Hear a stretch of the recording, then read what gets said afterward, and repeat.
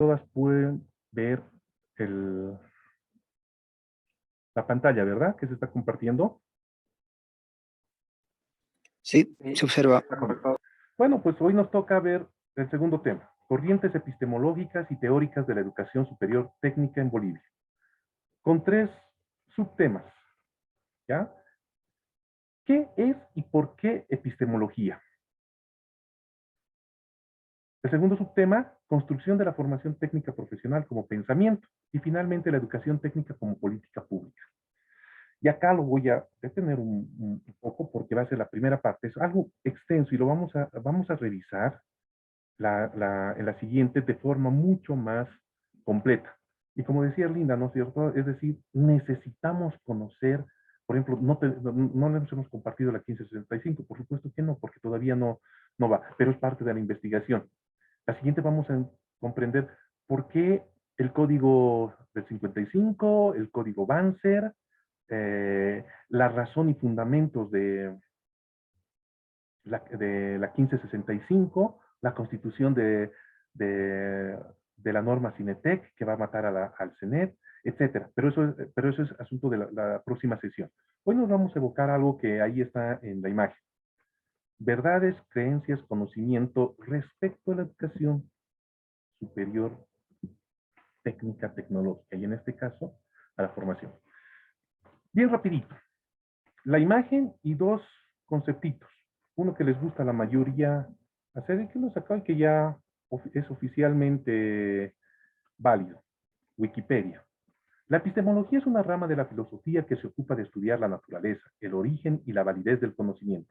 La palabra epistemología está compuesta por las palabras griegas episteme, que significa conocimiento, y logos, que se traduce en estudio o ciencia, dice Wikipedia.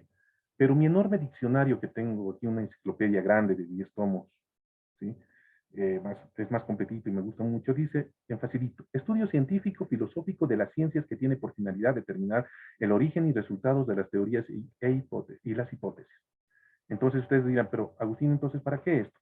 Primero, respondemos, ¿por qué epistemología? Primero, porque etimológicamente nos ayuda a entender a qué nos estamos refiriendo.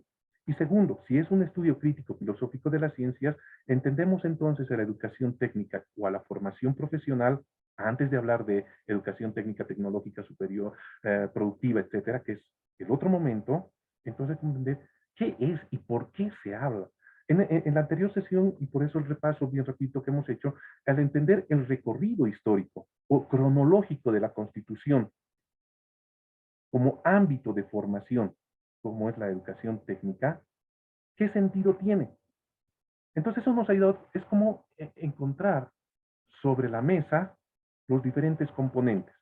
Ahora tenemos los componentes. Lo que vamos a hacer es introducirnos al porqué de esos componentes. Y la epistemología en realidad es lo que en el recuadrito tenemos, ¿no? Tenemos por un lado lo que es verdad, lo que es por creencia, ambas las juntamos y se vuelve conocimiento. ¿Cómo? Y aquí sí es un poco denso y largo, pero está en todo el material que les he compartido, ¿no? Liborio Tristancho, que es un filósofo colombiano, profesor emérito de la Universidad Mayor de San Andrés y la Católica acá en La Paz, el joven él, dice que la palabra epistemología es una palabra o se usó para designar a una de las dos ramas que dividía la filosofía. Epistemología y ontología. Que es una palabra formada por dos compuestos griegos, episteme y logos. Para los griegos, episteme tenía el sentido de conocimiento confiable, lo que luego aquí mismo definiremos como un tipo de particular de conocimiento dotado de altos niveles de socialización, sistematización y fundamentación teórica. Ok, hasta ahí, pesado todavía. Vamos descendiendo. Etimológicamente, es decir, ¿de dónde viene? Dice que es el estudio del conocimiento y sus variantes latinas las traducen en ese sentido, es decir, en inglés, en francés, en italiano, en portugués y por supuesto en el castellano. Epistemología es estudio del conocimiento. Sin embargo, y aquí quiero hacer un corte, ¿quién lo dice? Es José Padrón Guillén, un epistemólogo argentino, ya muy contemporáneo, muy bueno. Les invito a que lo busquen, lo googleen y lean lean sus aportes, eh, nos va a decir que lo que la modernidad ha tomado como epistemología es el significado del alemán, que quiere decir teoría del conocimiento. Epistemología igual a teoría del conocimiento. Pero Padrón Guillén nos dice, ¿pero qué tipo de conocimiento? Ah, el conocimiento científico. Hay maestrías, doctorados sobre este temita. Pero para efectos pedagógicos, si vale el término de nuestra sesión y de nuestro módulo, lo vamos a reducir a su mínima expresión como en matemáticas. Es decir, que epistemología vamos a tomarla en el sentido de teoría del conocimiento científico. Ahora vamos nuevamente a nuestro diccionario físico, como es la enciclopedia, o a nuestro querido Wikipedia de las redes y volvemos. Ah, ya. Y entendemos que entonces la epistemología no solamente está abarcando un tema de teorizar o pensar sobre cómo conocemos, sino que vamos a llegar a aterrizar en cómo es que se construye el conocimiento científico. Entonces nos dirá Padrón, epistemología no es en cuanto no solo es una palabra, sino se debe tomar en cuenta como una actividad intelectual. Tiene su clave y origen en el hecho de que al intentar buscar descripciones y explicaciones acerca del mundo, de forma científica, debemos suponer. Al preguntarse qué es el mundo, cómo funciona y por qué funciona de ese modo, surge en algún momento un problema fundamental y precondicionante. Como todavía esto es pesado, vamos a seguir. Y ahí al pobre Homero pensando, ¿no?, en el material que nos hemos compartido. Mario Bunge hacia la década de 1970, hacia 50 años más, y voy a explicar por qué ahorita no hay algo más actualizado. Nos dirá la epistemología o filosofía de la ciencia, es la rama de la filosofía que estudia la investigación científica y su producto, el conocimiento científico. Dos elementos para rescatar acá. Por un lado nos está diciendo que es cómo se construye el conocimiento científico o las verdades que ésta está planteando. Y por otro lado, Mario Bunge, que es otro argentino muy, muy bueno, nos dice que estudia la investigación científica y su producto, es decir, el resultado, el conocimiento científico. Dice que la epistemología es hoy una rama importante del mismo, era parte de la nociología, pero los problemas semánticos, y les voy a explicar por qué, ontológicos, axiológicos, éticos, tienen otro sentido ya hoy. ¿Por qué no le he puesto, no le he cerrado ahí? Lo debería dejar con puntos suspensivos. ¿Ya? Acá un breve paréntesis antes de entrar a Peter Burke. ¿Ya? La epistemología en el sentido griego o de su acepción griega, más o menos tiene una validez hasta el siglo XVIII. Con la irrupción de las rupturas entre la filosofía, la teología y la emergencia de las disciplinas autónomas, sobre todo principalmente en Occidente, ¿no es cierto? Sí. Aparece un nuevo concepto que se llama nociología, que va a decir todo lo que conocemos o el estudio de lo que conocemos. Pero hacia finales del siglo XIX, con la revolución, después de la revolución industrial, el concepto de nociología queda completamente obsoleto. Y entonces la epistemología se convierte ya en una rama de ya no solamente estudiar el conocimiento, porque el conocimiento es amplio y es genérico, sino el conocimiento científico, aquello que valida las verdades, en ese grafiquito que veíamos al principio. Entonces dice, esos problemas semánticos, es decir, de explicación, ontológicos, ¿qué es epistemología? ¿No? De ontología, ¿qué es ser? O axiológicos, ¿a qué se refiere? Éticos, ¿está bien investigar? Hacer, conocer a profundidad las cosas. Es un problema que se plantean a finales del siglo XIX y principios del XX. Va a tener otro sentido. Sin embargo, para Peter Burke, que es otro de los teóricos que les he compartido, son pocas páginas, el conocimiento dice, volvemos, el conocimiento es cualquier estado en un organismo que tenga relación con el mundo. Entonces, en términos, ahí sí, bajamos nociológicos, es todo aquello que podemos comprender, entender a través de las percepciones. Y hay una rama enorme de la filosofía al respecto y sobre teoría del conocimiento. No, hay un librito solo lo tengo acá, que es de Joseph Hessen, Teoría del Conocimiento, que nos habla en la parte introductoria de cómo se da todo este proceso. Peter Burke, desde la óptica gordiana, filósofo, doctor en ciencias de la educación, nos va a plantear que es un recorrido inmenso, grande y por tanto es importantísimo conocer su historia para comprender el por qué hoy las y los maestros hacen educación. Les invito a que lean ese libro.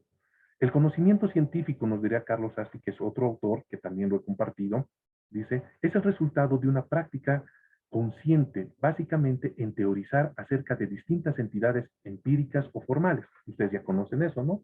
La división o la separación de las distintas ramas del conocimiento científico, ¿sí? Por un lado.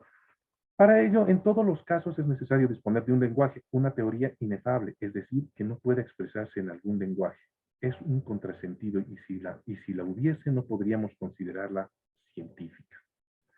Entonces parece todo un rompecabezas, ¿sí? Hemos partido de que epistemología es teoría del conocimiento.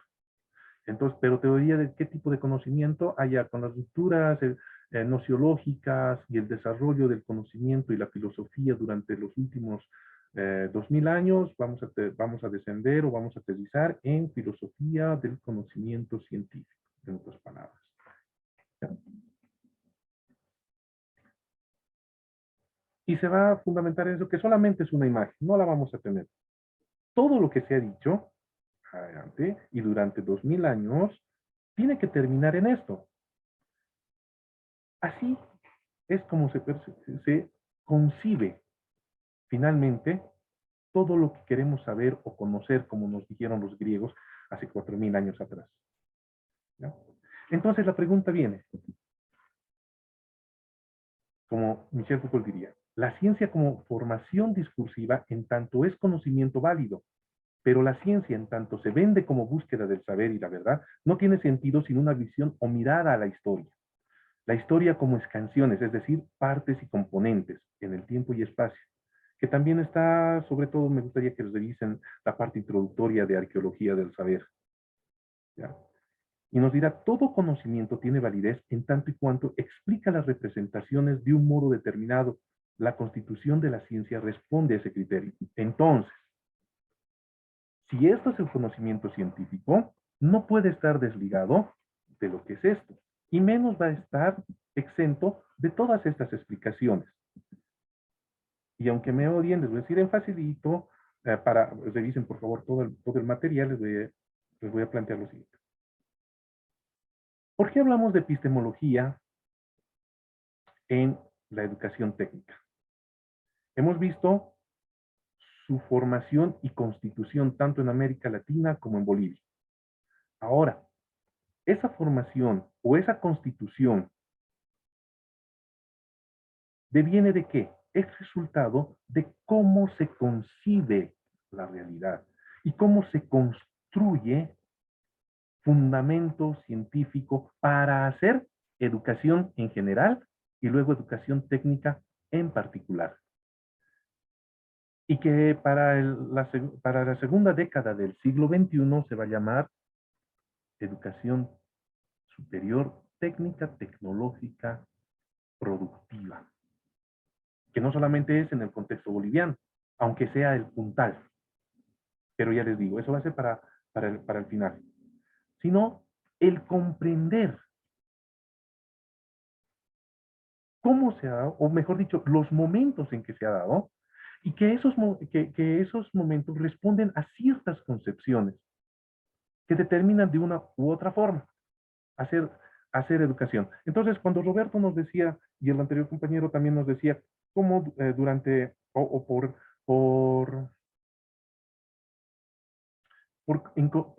consecuencia, por ejemplo, de la colonización, se rompen ciertos esquemas de generar conocimiento y que luego se tiene que recuperar. Responde a esto, responde a estas nociones, que son bien generales, pero que son importantes. Y por eso les pido, por favor, que revisen la bibliografía. Porque ello nos va a llevar a este esquemita de Libardo Tristancho. Entonces, Agustín, ¿para qué tanto show si nos vas a decir así en facilito? Y vamos a volver a explicar. Entonces, la epistemología para nosotros tiene que entenderse primero como filosofía y luego como conocimiento científico. En el caso de la educación técnica y la formación profesional, ¿sí?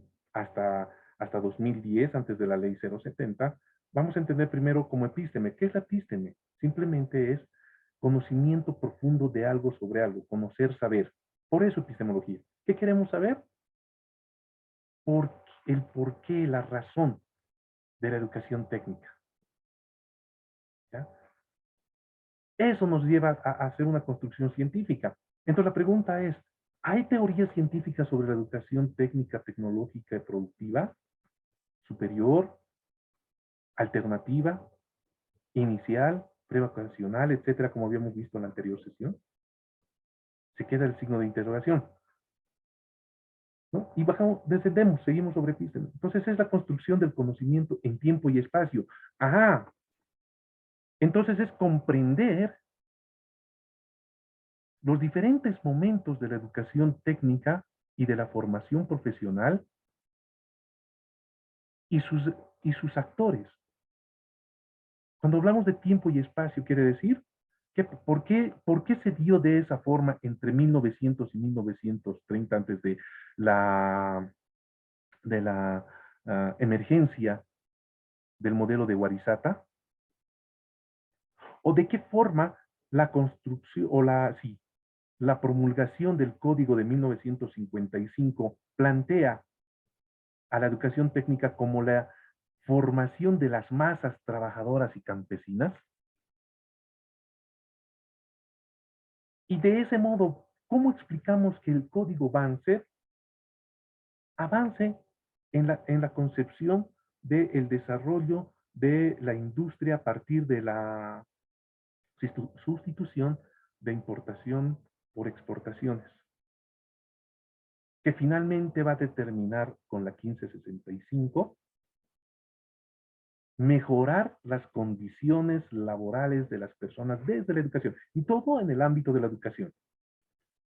Volviendo a lo que nos decía Messina, ¿verdad? En el texto, la educación técnica y la formación profesional, que todo en Latinoamérica, o todas las políticas educativas en el ámbito de la formación técnica tecnológica estaban referidas siempre al trabajo. A ese conjuntito de conocimientos y construcción de conocimientos le estamos llamando epistemología. Entonces ustedes dirán, pero esto, ¿dónde está? Y lo que yo les dije al principio de nuestras sesiones, es algo nuevo, nadie lo ha hecho. ¿Por qué? Porque le apostamos que a partir de ustedes se conforme un grupo de investigadores que dé el salto que no puede dar nuestro país, y sí lo puedo decir por las investigaciones que he realizado, Latinoamérica. Construir conocimiento científico como lo hizo Europa, como lo ha hecho Estados Unidos, y lo está haciendo, sí, México creo que sí.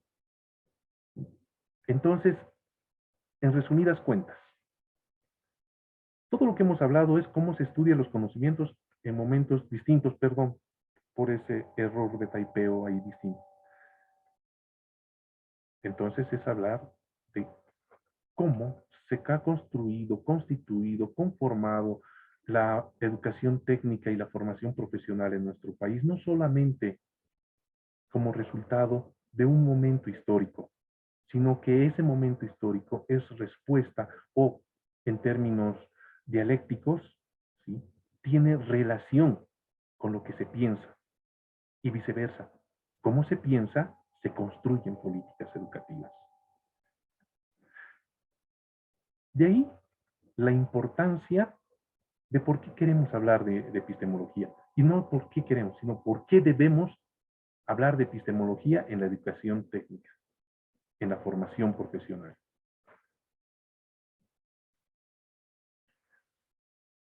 Entonces pasamos a la segunda parte. Ahora sí vamos, porque hemos estado avanzando. Vamos a partir de la premisa histórica, por eso era muy importante que hagamos un repaso de lo que habíamos visto en la anterior sesión. ¿Cuál es la premisa histórica? En Bolivia y en Latinoamérica. La educación técnica o la formación profesional como una respuesta al mercado, como un servicio y rentabilidad. Es hasta ahora.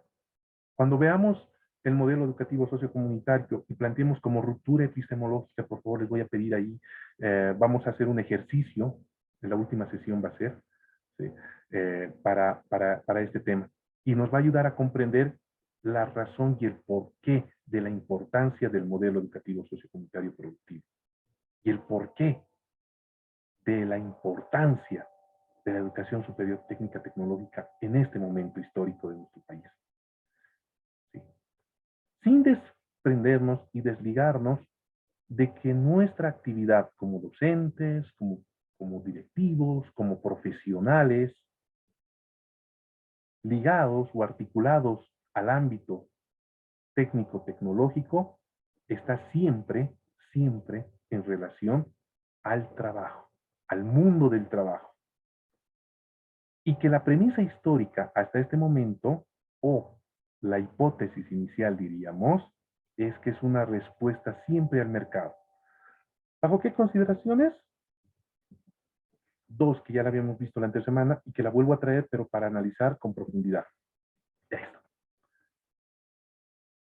Primero, una educación técnica como un asunto estatal, que depende de los recursos estatales. Esta siempre ha sido media y escolarizada, orientada a los procesos productivos, destinado a sectores de bajos recursos. Quiero que tomen atención en todos estos elementos porque van a servir para hacer luego nuestra práctica de esta semana. No responde a la diversidad cultural, que fue parte del examen, por si acaso. ¿No ve? Y centrada solamente en el ámbito urbano. Esa es la educación técnica, pero la formación profesional requiere de financiamiento externo. Eso no lo puede garantizar el Estado como premisa, no como realidad. Está orientada a la empresa privada, busca mejorar las condiciones de empleabilidad, capacitación, especialización de adultos para el sistema educativo formal. Recuerden que hablamos, se dieron el proceso de nivelaciones, alfabetizaciones, especialización en oficios y artes, etc. Entonces viene una gran interrogante, que le he puesto uno de los ejercicios y les he pedido que lo hagan. ¿Cuál es la población objetivo en cada uno de los momentos históricos de la educación técnica? ¿Sí? ¿Para qué? Eso nos iba a ayudar para entender esta pequeña relación. ¿Quiénes fomentan esta concepción? ¿O quiénes articulan? ¿O quiénes la representan? Para Latinoamérica fundamentalmente son la UNESCO, la CEPAL, ¿sí?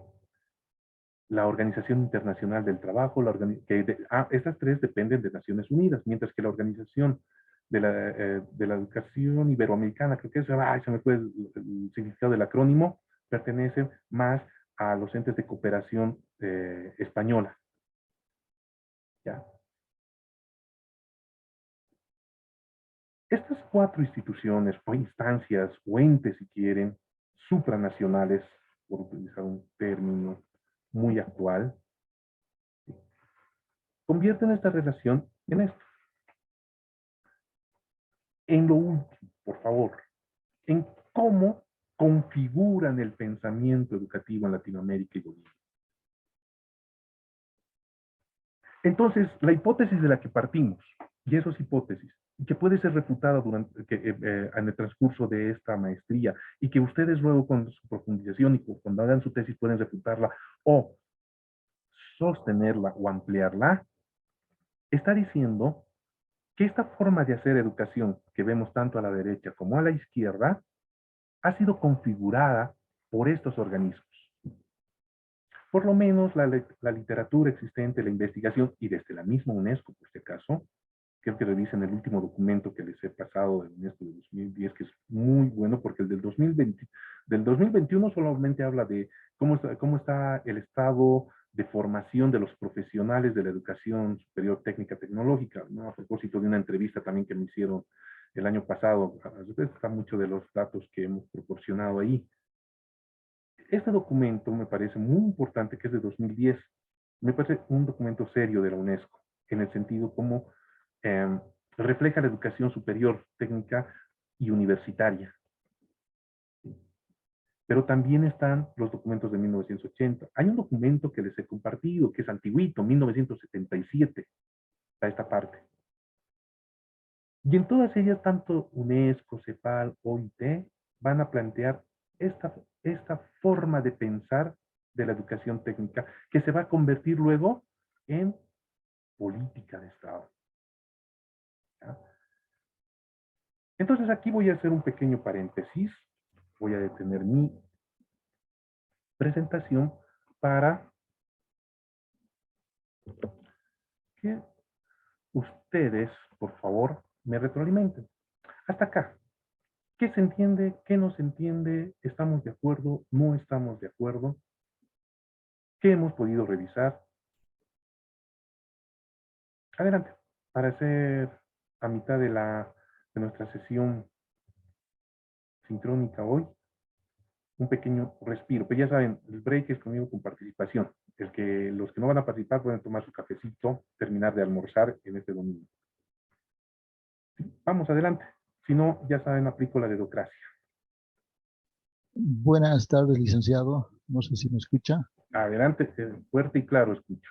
Y ya, excelente.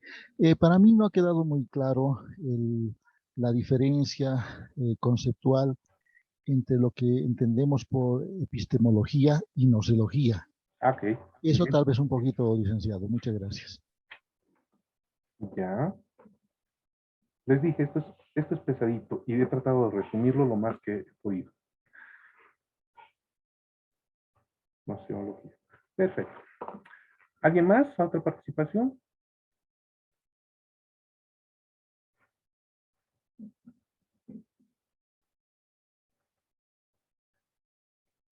Ya, mientras se van animando, sí es importante. A ver, volvemos. Epistemología hemos dicho como la teoría del conocimiento. ¿Ya? Antes de que se establezca a finales del siglo XIX este concepto de epistemología, sobre todo en Alemania, por la escuela alemana, ¿ya? Y luego por el estructuralismo inglés, y luego el postmodernismo lo va a definir de otro modo, ¿sí? No se limitaba, sino se diferenciaba con lo que era la nociología. La nociología entendida que es estudio del conocimiento, o cómo conocemos, más facilito, cómo llegamos a conocer las cosas.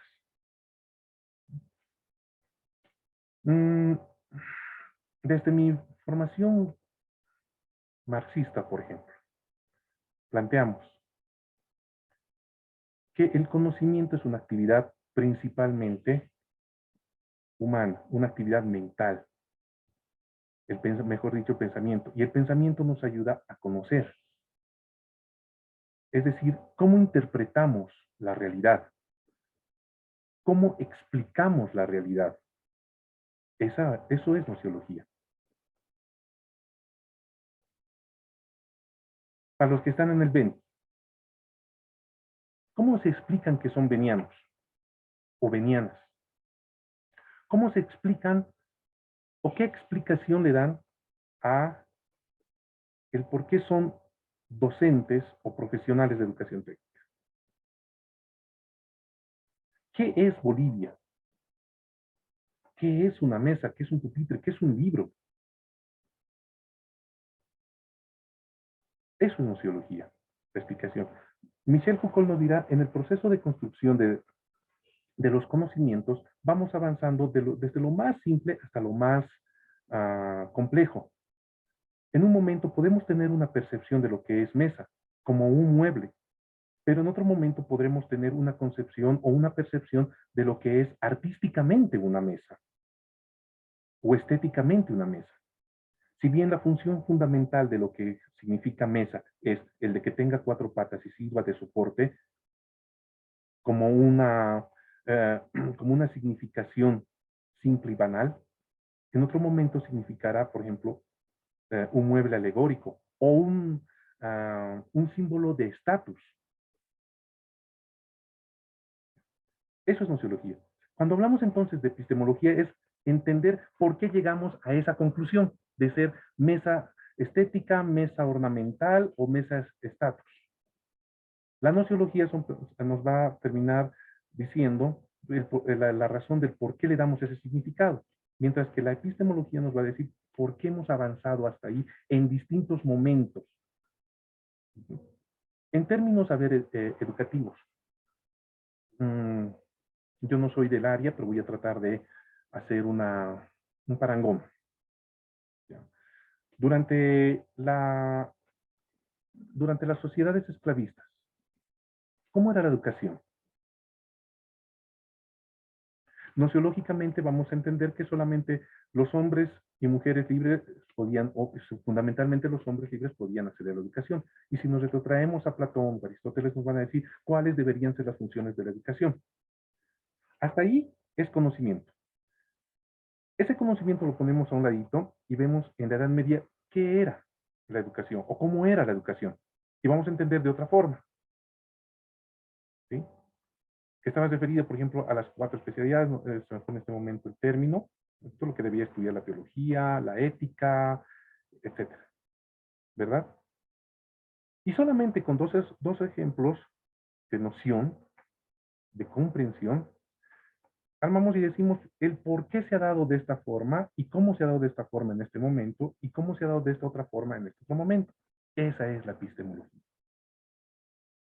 El estudio de ese conocimiento. Y más adelante va a ser por qué científico, es decir, por qué llegamos a entender de que la Tierra gira sobre su propio eje. De por qué la ley de la gravedad está definida en tanto y cuanto, ¿cómo se llama? Se me fue, vamos. Es proporcional al peso de la masa, o algo así, que tiene que ver con Newton. O finalmente, ¿por qué? Razón. El enfoque por competencias es válido para la educación técnica, para la educación superior técnica tecnológica.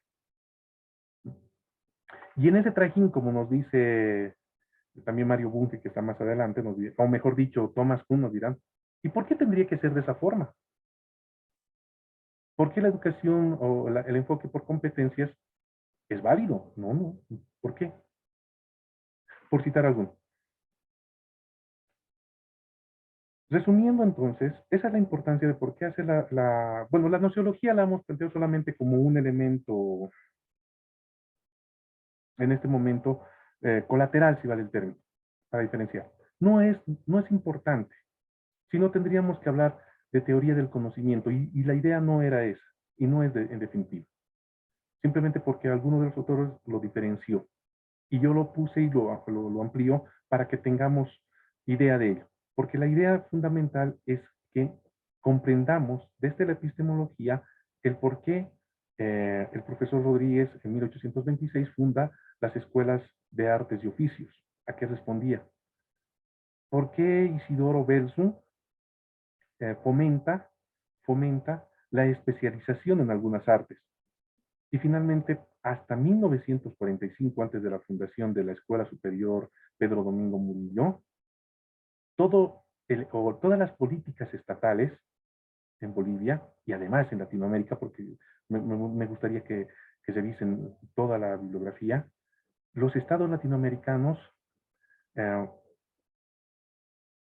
a privilegiar la creación de escuelas de artes y oficios. Entonces no es un tema nada más de Bolivia. El otro tema ahora, ¿de dónde está más desarrollado? ¿Brasil? ¿Colombia con el SENA? ¿Chile? ¿O México? Es otra discusión, que seguramente será otra sesión, será ojalá otra maestría, o al menos una especialización. Es ese elemento comprender. ¿Por qué el Código de 1955 establece esa forma de hacer educación? ¿Ya? No sé si he contestado un poco y ampliado esa pregunta. ¿Alguien más quiere opinar al respecto, por favor? Sí, licenciado, muchas gracias. Ha quedado muy claro. Gracias. ¿Alguien más quiere opinar sobre esto?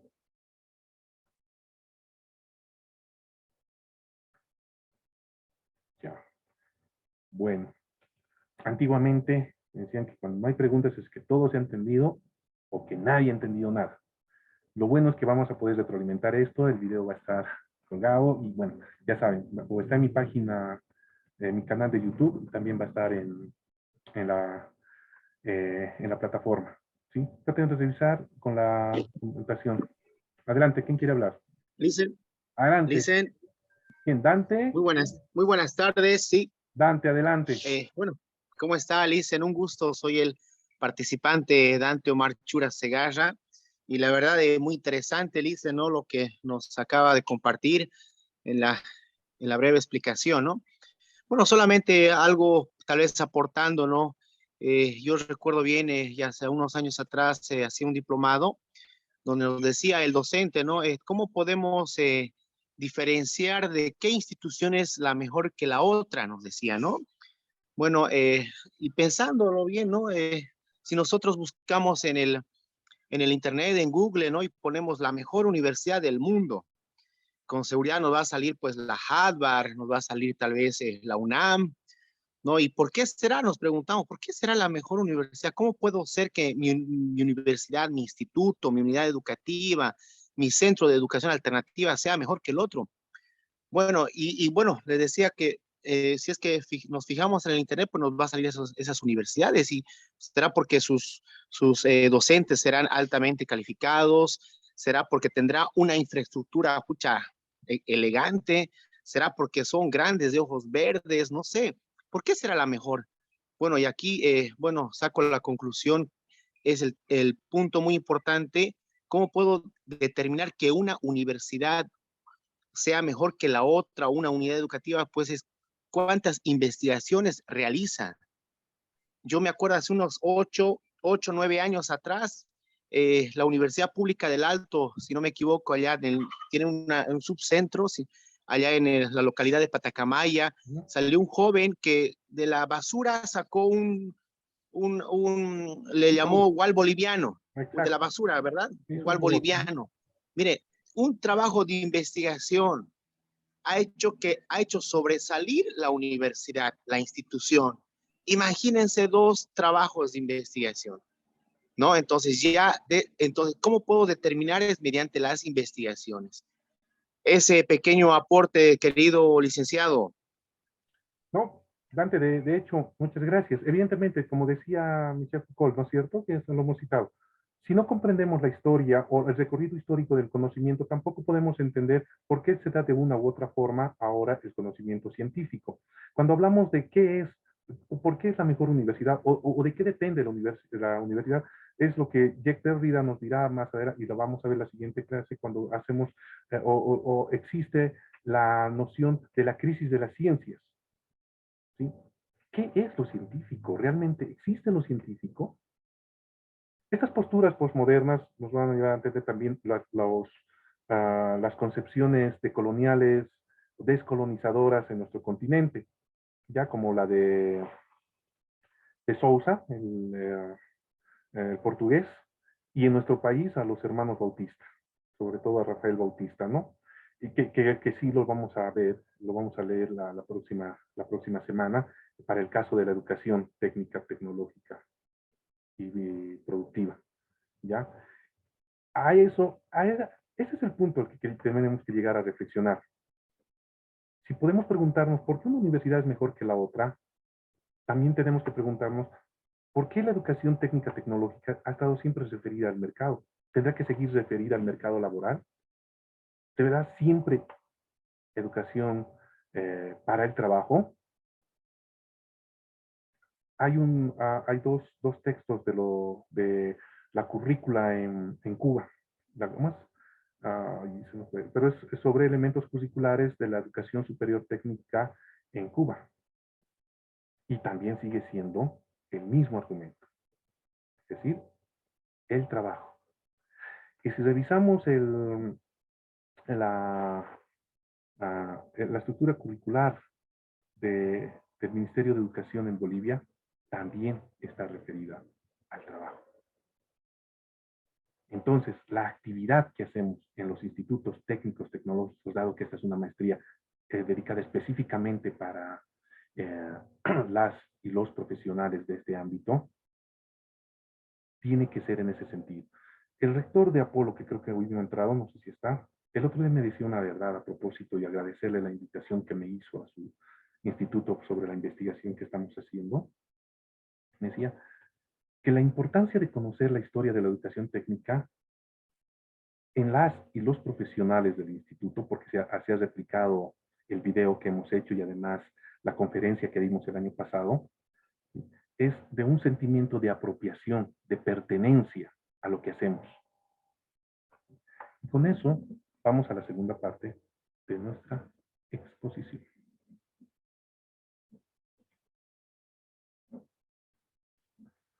Sí. Entonces vamos a hablar de concepción política e ideológica de la educación técnica y la formación profesional. ¿En qué sentido?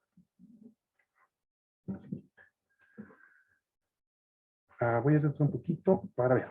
Ahí nos habíamos quedado. Entonces habíamos dicho que estas son las dos concepciones más importantes de pensar la educación técnica en Bolivia. Dice, no sé si puedo interrumpirle Adelante, a adelante. propósito de Dale, les esta dije que me interrumpan presentación. cuando sea necesario. Sí, mil disculpas. En mí queda una duda, Dale. no entiendo muy bien esta situación. Entiendo de que la educación es evidentemente una respuesta a los requerimientos del mercado, del sistema productivo, ¿Sí? y de que tanto la educación formal como la profesional están orientadas a dar una respuesta adecuada a esa situación. Ahora, primero yo considero de que en esa respuesta pueden haber problemas, es decir, esa respuesta puede ser inadecuada, puede ser desfasada o puede ser también adecuada. En ese margen yo entendería de que estamos hablando de una mejor institución educativa o una peor institución educativa. Pero la pregunta sería acá, ¿es posible que la educación técnica y la formación profesional rompan ese marco de ser respuesta al mercado y al sistema productivo? Eso dice. Ya, muy buena pregunta. Muy buena pregunta. La respuesta espero sea mejor. No, mentira. Vamos. A ver, primero, por eso, recordemos por qué se habla de educación técnica y por qué de formación profesional. Primera cosa, eso son dos elementos muy importantes que los hemos visto en profundidad la anterior semana. ¿Ya? La educación técnica es referida a la educación formal y la educación o la formación profesional al ámbito de la educación no formal, que estaba destinado a quienes la formación profesional, quienes la hacían, la empresa privada, porque está destinada a sectores obreros, etcétera. Y antes, no solamente en Bolivia, sino en Latinoamérica, se hacían cargo los ministerios de trabajo, de desarrollo productivo, de asuntos campesinos, porque no tenía que ver con el sistema educativo. Mientras que lo técnico sí era era un tema del Estado, que se daba desde lo vocacional en todo el recorrido histórico. ¿Sí? Es decir, diríamos hoy desde inicial, secundaria, pasando a superior. Pero estas eran sus características. ¿Ya? Y todo el argumento teórico, filosófico, ideológico, fundado en una concepción política, económica de nuestros países, es que ambos elementos, hoy no, y lo hemos dicho, hoy eso se ha convertido en uno solo, pero eso es para otro tema. Siempre ha sido como respuesta al mercado y va a seguir siendo y lo sigue siendo. Ahora, cuando la pregunta es, ¿se puede romper? Claro que sí se puede romper. Y esa es la idea del modelo educativo sociocomunitario productivo, pero que no se logra romper todavía. Yo quería poner, les voy a dar la tarea de analizar como parte del discurso los dos artículos de Edgar Pari, el actual ministro, uno en página 7, casualmente página 7, digamos así, y el otro en el periódico El Cambio. Uno sobre los avances de la educación técnica y el otro sobre políticas de la educación superior técnica tecnológica en Bolivia. Va a ser parte del ejercicio de la próxima semana y lo van a estudiar. ¿ya? En el primer caso reduce, ¿sí? Magistralmente, en mi opinión, por usar un término, reduce, así, a que toda la educación técnica tecnológica empieza con el modelo educativo, ¿no? Un absurdo total. Más allá de la propaganda, más allá del discurso, que está bien, ¿sí? No es, eh, no es correcto. No es correcto. A ver, ya. Y lo otro que plantea también un reduccionismo completamente absurdo, que las políticas educativas en técnicas tecnológicas en Bolivia, reducirlas solamente a la normativa. Entonces Edgar Pari plantea ese elemento. No conozco otros artículos. Bueno, hay lo que está, lo vamos a verlo en un ratito más, otras instituciones. Pero sí vamos a estudiar esos dos artículos de Edgar Pari sobre educación técnica, para desenmarañar cuál es la concepción. Y sí se tiene que romper, a pesar de que se rompe, de que la respuesta es productiva, sigue siendo referida al trabajo, pero no al mercado necesariamente. Sí es posible, pero todavía hay concepciones como las de Edgar Pari que no avanzan. No está mal lo que en esos dos artículos que ha escrito Edgar Pari, no está mal, pero lo reduce tanto a que la formación técnica tecnológica recién aparece en el modelo educativo o con el vivir bien. Y sí, vamos a ver y vamos a analizar los que el segundo módulo del diplomado en educación técnica es el vivir bien y lo hemos desarrollado y les puedo compartir el video si ustedes quieren. Hemos hablado como concepción también epistemológica del vivir bien en la educación técnica tecnológica. Entonces sí, ahora, para no me emociono y voy a seguir hablando, ¿sí? Para dar respuesta. Una cosa es la respuesta al mercado. Aquí no estamos diciendo, querido compañero maestrante, si es buena o mala, si ha servido o no ha servido. Este no es asunto de nuestro análisis. Nuestro análisis en este momento es que esa ha sido una premisa histórica. Respuesta al mercado, como servicio y como rentabilidad. Es decir, mejores personas o personas con mejores capacidades para incorporarse al mercado de trabajo y que esto represente al sistema capitalista o al proceso de producción capitalista mayor ganancia, es decir, rentabilidad. Si ha sido bueno, no ha sido malo, o ha sido malo, mejor dicho, si ha funcionado, es otro momento, es otro, y no hay investigación sobre eso en Bolivia. La Kathleen Lizárraga se anima a hacerlo, pero lo hace desde un punto de vista completamente mercantilizado. El profesor Mario Yapu en sus textos avanza en el sentido de decir, siempre ha sido así, no ha funcionado, hay una ruptura completa con lo que son los procesos productivos, por tanto ha sido un fracaso. Por eso la educación técnica tecnológica en Bolivia es de segundo orden, es subsidiaria, no tiene importancia, dice, porque nunca ha respondido a los verdaderos intereses del desarrollo del país. Pero ese su análisis es hasta 2010. El 2015 hace una crítica muy interesante, pero no toma en cuenta los avances que se habían hecho a partir de 2012. Pero ojo, desde la posición siempre gubernamental, estatal, desde la regulación, no desde la generación de conocimiento. El Instituto de Investigaciones Pedagógicas del Ministerio de Educación hace con Giovanni Samanamud hasta el 2012 un intento de investigación que está en un folletito que también lo tienen en su bibliografía, ¿sí? Muy interesante. ¿Ya? En la gestión de Edgar Pari como director, el 2016, se hace un encuentro, ¿no? Donde ahí sí se intenta avanzar en cómo concebir la educación técnica tecnológica en Bolivia en el momento del proceso de cambio, así de sencillo y simplecito, bajo el paraguas del vivir bien. Pero quedó en resultados. ¿Por qué? Porque no tenemos espacio, digo no tenemos, y la otra vez les estaba comentando, el grupo de profesionales que estamos trabajando este tema, que sinceramente se reduce a 2 personas en muchas ocasiones, es que queremos dar ese salto.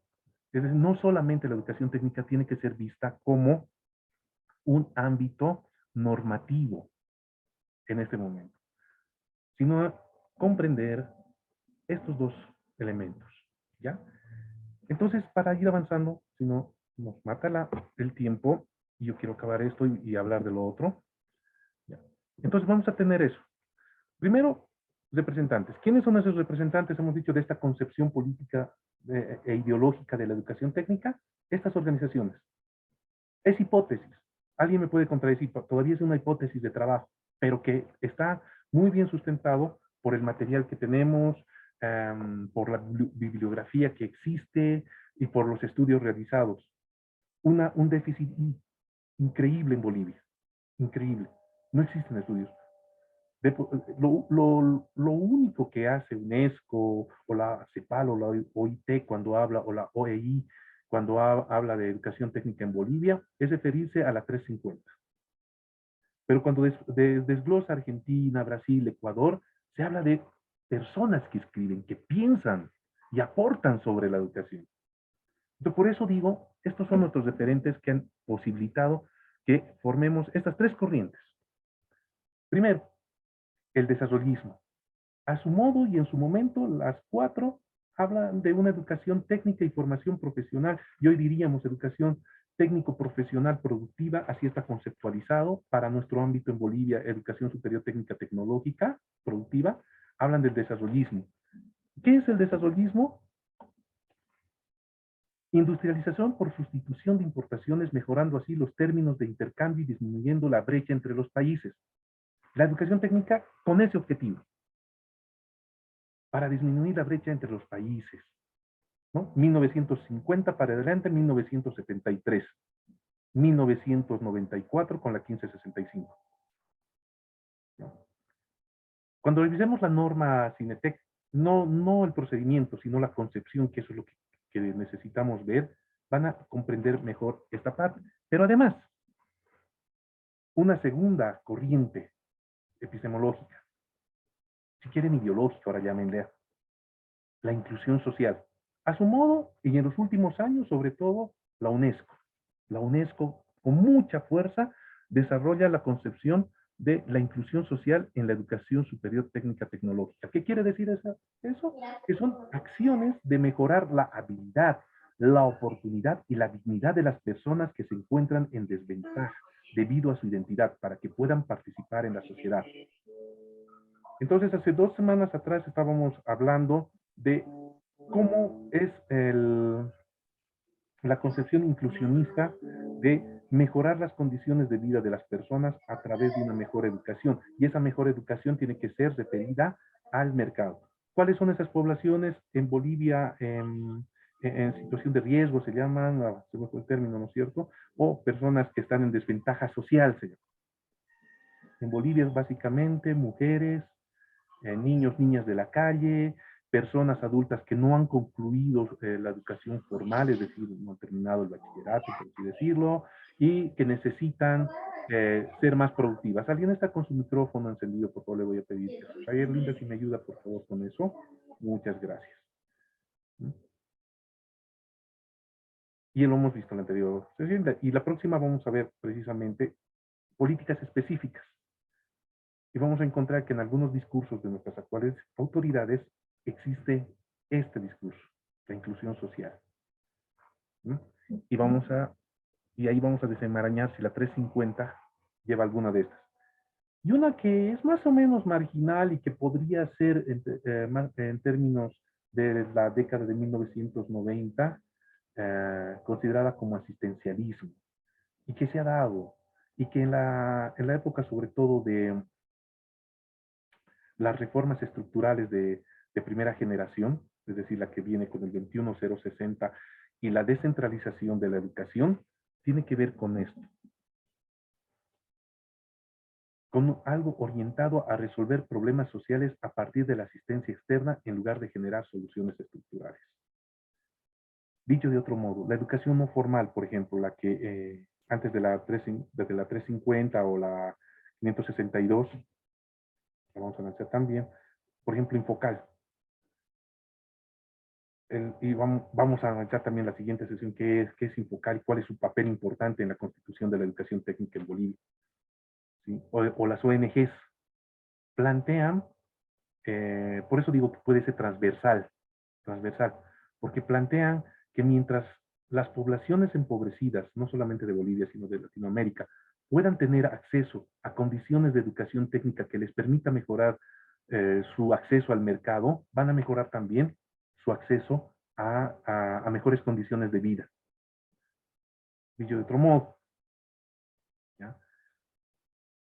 Abriremos talleres para enseñarles costura, panadería, para que de esa forma tengan autoempleo. Cuando el problema fundamental en Bolivia es el desempleo. No resolver el problema del desempleo a través de la generación de, valga la reiteración, fuentes de empleo, no sé, por medio de las empresas que hoy tenemos, mayor inversión pública y mayor inversión privada, etcétera. No.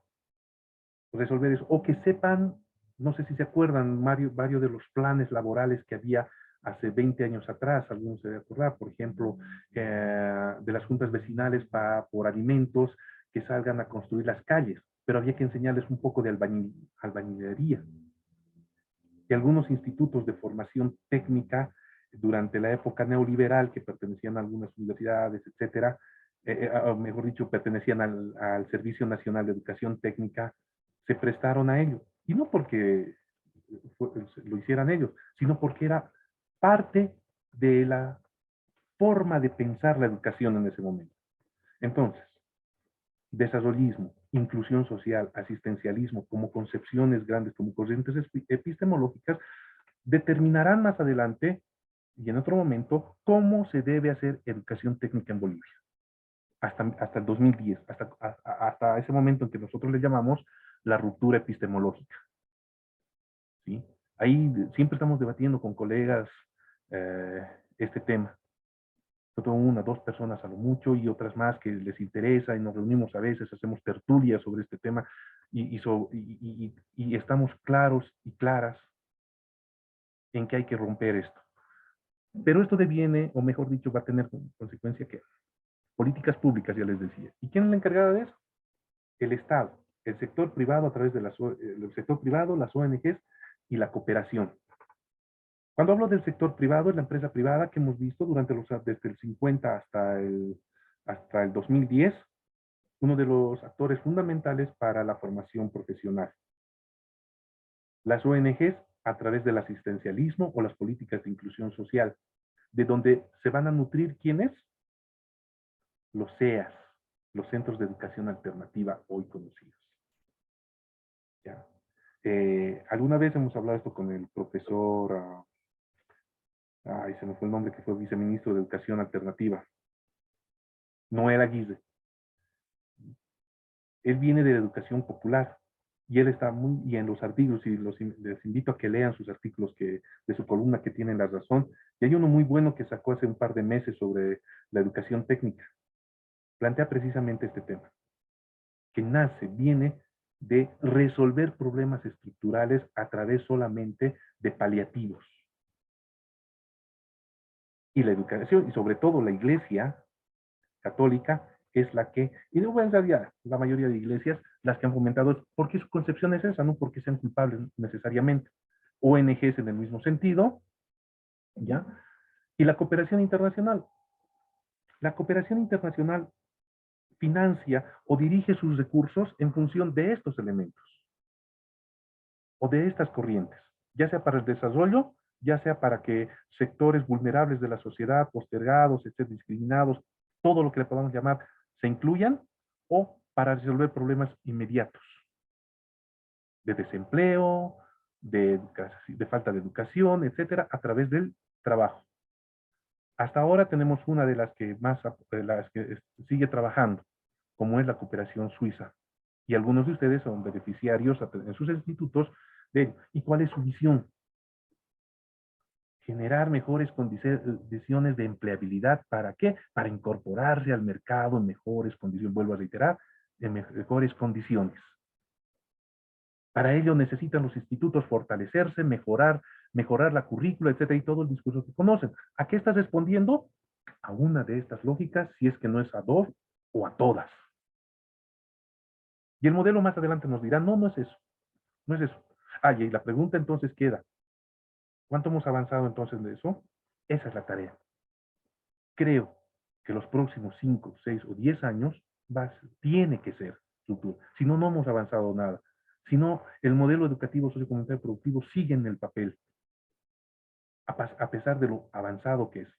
Ya les vuelvo a decir, yo respeto muchísimo lo que escribe Garpari, pero el reduccionismo que hace en ese artículo en página 7, o digo, sí, en página 7, es realmente magistral. Decir que la educación técnica tecnológica nace en el proceso de cambio, o que las políticas son solamente normas. Desde el punto de vista de la legislación en educación, por supuesto que no, y alguien le podía refutar a nuestro actual ministro. Pero es un avance, porque es el único que ha escrito, ni siquiera el que habla puede terminar de terminar un artículo más que algunas cosas muy marginales. Pero están hablando, y hay que estudiar, y hay que refutar, o hay que validar, o hay que profundizar. Yo creo que el artículo del periódico Cambio, de Garpari, hay que refutarlo. El de página 7, hay que profundizarlo. Me parece interesante. Es verdad, es el vivir bien, es el paraguas en este momento, y hay que profundizarlo. Pero también hay que compararlo, hay que criticarlo en el sentido de si es lo que dice es correcto con respecto a la realidad.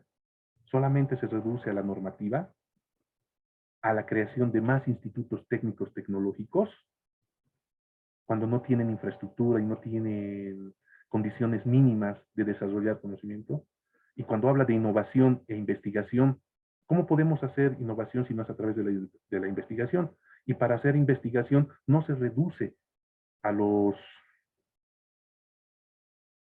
elementos de técnicas metodológicas, sino a las condiciones, y vienen de esta forma de concepción. Y les compartí la anterior semana, ¿no? Cuando el presidente Lucho Arce nos decía que el instituto que está en el Alto, nuevito, debe convertirse en fábrica de jabones, desde Futado les decía, no, la función principal de un instituto es pedagógica, y en el modelo es de aportar al proceso productivo del país, al desarrollo productivo del país. Y algunas de nuestras autoridades creen que los institutos tienen que convertirse en fábricas o granjas. Y no es eso. ¿Por qué? Porque estamos pensando en alguna de estas concepciones o corrientes epistemológicas de la educación técnica. Ese era el detalle y ese era el objetivo, ¿ya? Para terminar, la educación técnica o la formación profesional como política pública, primera parte, porque a la siguiente vamos a desenmarañar todito y ya va a ser con ejercicio. Simplemente como introducción, ¿qué es una política pública? Son las acciones de un gobierno, es la acción emitida por este que busca cómo dar respuestas a las diversas demandas de la sociedad, como se señala Callender y Plan, que se puede entender como como uso estratégico de recursos para aliviar los problemas nacionales. Esta teoría que habla este Callender es la que la CEPAL la ha difundido en los últimos 50 años en toda Latinoamérica, de la cual, como son organismos también de Naciones Unidas y nosotros somos signatarios de estas organizaciones, se desprenden la OIT para el tema laboral educativo, la UNESCO específicamente en el tema educativo y el resto de organismos. ¿Por qué llegar hasta acá? Entonces tenemos los antecedentes de la Constitución, de la formación técnica tecnológica en el país y la Constitución, si vale, o la formación del pensamiento educativo técnico-tecnológico Libia, responden a esto, a estas políticas para dar respuesta a demandas. ¿Cuál era la demanda? Siempre ha sido la del mercado, siempre ha sido la de la industrialización. ¿Por qué no puede ser para el desarrollo personal, para el desarrollo de la comunidad? Ahí vamos, ahí con Thomas Kuhn, con la ruptura epistemológica de las ciencias, vamos a poder entender. Entonces, el documento de 2010, que para mí es muy importante, de la UNESCO, que reconoce y hace un estudio muy importante sobre esto, dice, para interpretar esta noción, perdón por el error ahí, esta noción de educación técnica, formación profesional, es necesario historizar, y lo dice así, no está mal escrito, la relación entre Estado nacional y la construcción de las políticas que configuraron los sistemas educativos modernos en todos sus niveles, y el modo en que éstas transformaron el concepto modernizador de la educación en general desde comienzos del siglo XX hasta comienzos del siglo XXI. Cuando hablamos entonces de educación técnica, técnica, formación profesional, y hoy de educación técnica profesional productiva, tenemos que hablar también de que principalmente es una noción de construcción de política pública, como lo es absolutamente todo. En el módulo sobre gestión educativa, cuando ustedes tengan la oportunidad de ver todo lo que es planificación, van a ver que esta parte les va a servir muchísimo para entender por qué debemos planificar la educación superior técnica tecnológica, por qué debemos ser gestores en ese sentido. No solamente desde el punto de vista de lo tradicional, sino por el contrario, tomando en cuenta y teniendo en cuenta que la educación técnica y la formación profesional es un ámbito particularísimo de las políticas públicas de los estados, y que no solamente tiene relevancia en este momento, sino siempre la tuvo. Y si revisan los 2 tomos de legislación educativa que tiene el Ministerio de Educación, que se publicó en la gestión de Roberto Aguilar, que son los verdes, y que están a disposición y están en internet,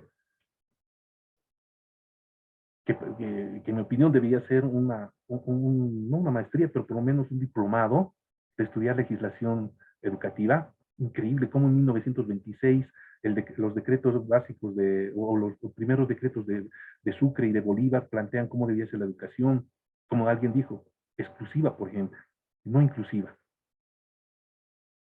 Hacia la época del liberalismo, que es otra de las épocas que también hemos visto la anterior semana, cómo las escuelas de artes y oficios están siempre referidas a romper con los esquemas de la vinculación con la tierra, que también hemos explicado. Y después de la Segunda Guerra Mundial, cómo es que el proceso de industrialización del país requiere de especialistas. Y como política pública se van a crear las escuelas superiores, como la Pedro Domingo Murillo, con una acción importantísima, ¿no? Mandar a profesionales a especializarse en Chile para replicar esa idea. ¿Funcionó? Sí. ¿Tuvo éxito como política pública? Por supuesto que sí. La Pedro Domingo Murillo, la escuela o el Instituto Tecnológico hoy, uno de los mayores referentes. Hasta 1995, 96, hacia final del... que como todo, ¿no? Tiende a subir y luego a bajar. Son procesos que sí. Y hoy está sumida en una crisis institucional de la que no puede superar. Y no solamente el Pedro Domingo Murillo, sino todas las instituciones que de una u otra forma nacieron con el Servicio Nacional de Educación Técnica, que vamos a analizar en la próxima semana. Y luego que van a terminar siendo parte de la CNTEC, del Sistema Nacional de Educación Técnica Tecnológica, y que finalmente hoy son parte de lo que muy pocos países todavía han logrado. El Sistema Único de Educación Técnica, que yo le llamo, porque no podemos hablar en el marco de la 070 de sistema, ni de subsistema, pero que en las concepciones, como nos decía Messina, como nos dicen los otros teóricos que hemos hablado, ¿sí? En esa búsqueda de integrar la educación con la parte productiva, pero no solamente referida al mercado, sino que lo laboral signifique ese todo. Es decir, es la escuela de Guarizac, así de sencillo. Y no lo decimos nosotros, Latinoamérica está discutiendo ese tema. Y eso nos tiene que ayudar para mejorar nuestras condiciones de hacer educación. Finalmente, este es el recorrido de la educación en términos bien abstractos y políticos. El Estado-nación del siglo XIX, que sustenta el capitalismo moderno en el ámbito filosófico a partir de una proclama inclinatoria y una práctica educativa diferenciadora. Es decir, no todos tienen acceso a la educación, por más que hayan las escuelas de artes y oficios. La educación como un deber del Estado-nación, proveedor y garante, y como uno de los derechos ciudadanos en el marco de una democracia restringida y una ciudadanía igualmente restringida. Es decir, liberalismo. 1885, 1935, para nuestro país es la posguerra del Chaco, para Latinoamérica es post-crack, es decir, la crisis de 1929. Y con los compañeros del Instituto Tecnológico de Apolo lo hemos hablado ampliamente en una sesión de 4 horas, no de 1 horita, ¿sí? Está reflejando ese criterio nociológico, o epistemológico, mejor dicho.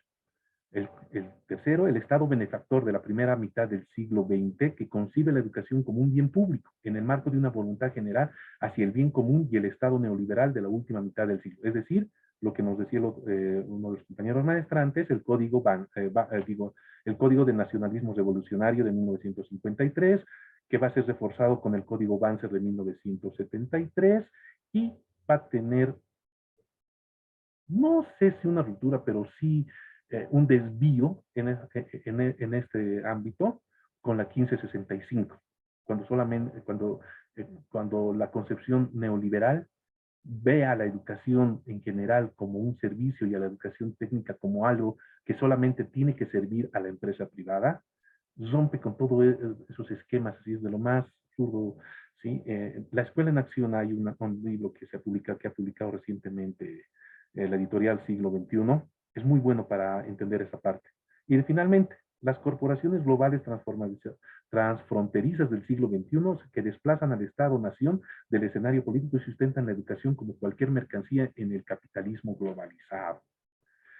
Aquí lo voy a dejar como una interrogante. Cuando hablamos de autoempleo, empleabilidad, ¿sí? Emprendedurismo, estamos refiriéndonos a eso. Hay una discusión, no se ha resuelto, más bien no está como política pública, es más que como en los planes de estudios actuales nada más. Particularmente yo nunca he estado de acuerdo con el término de emprendedurismo o autoempleo, porque significa seguir trabajando y educando para el mercado capitalista, cuando no, eso no es educación productiva. En el sentido puro filosófico del vivir bien y del modelo no solamente educativo, sino económico. ¿Ya? Entonces, creo que nos hemos pasado de la hora. Yo lo dejaría por ahora ahí.